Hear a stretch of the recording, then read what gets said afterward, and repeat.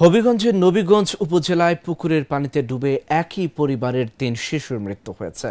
অন্যদিকে হবিগঞ্জ সদর উপজেলায় পানিতে ডুবে আরও এক শিশুর মৃত্যু হয়। এই ঘটনায় পরিবার ও স্বজনদের আহাজারি চলছে। ৩ শিশুর মৃত্যুতে এলাকা জুড়ে নেমে এসেছে শোকের ছায়া। হবিগঞ্জ থেকে সনি আহমেদ চৌধুরীর পাঠানো তথ্যচিত্রে ডেস্ক রিপোর্ট। নবীগঞ্জ উপজেলার করগাঁও ইউনিয়নের পাঞ্জারায় গ্রামের রতীশ সরকারের ছেলে শ্রাবণ সরকার, জগাই সরকারের ছেলে শুভ সরকার ও শ্রাবণ শুভর ফুফাতো বোন রহনা সরকার বুধবার দুপুরে খাবার খেয়ে বাড়ির পাশের উঠানে খেলাধুলা করছিল এই ৩ শিশু।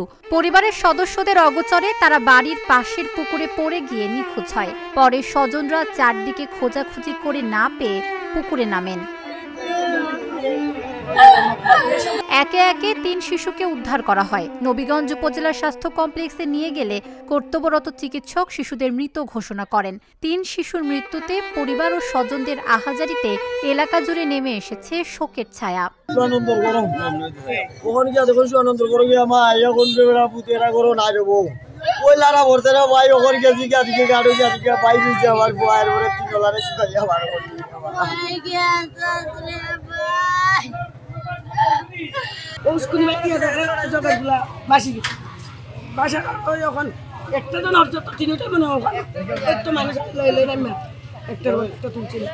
আমার একটা পান দোকান আছে নতুন বাজার, যখন যেতাম আসি খুললো, যখন গিয়ে ওই 3টা বাচ্চা তারা তুলতে পানিতে, ওই অবস্থায় আমি ওই তারার সাথে লইয়া হসপিটাল ফোন পাইছি। শিশুদের হাসপাতালে নিয়ে আসলে তাদের পরীক্ষা করার পর জানা যায় ৩ জন শিশুই মারা গেছে।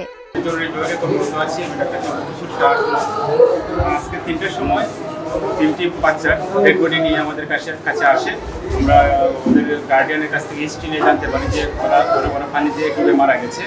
৩ শিশুর এভাবে পানিতে ডুবে মৃত্যু মর্মান্তিক বললেন এই পুলিশ কর্মকর্তা।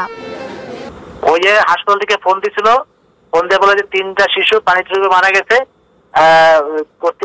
তাদের লোকজন মৃতদেহ নিতে চাচ্ছে, আপনারা আসেন। তো আমরা অফিসে পাঠাইছি। এর আগে দুপুরে হবিগঞ্জ সদর উপজেলার রিচি ইউনিয়নের দুর্লভপুর গ্রামে বাড়ির পাশের পুকুরে পড়ে মনির মিয়া নামের এক শিশু নিখোঁজ হয়।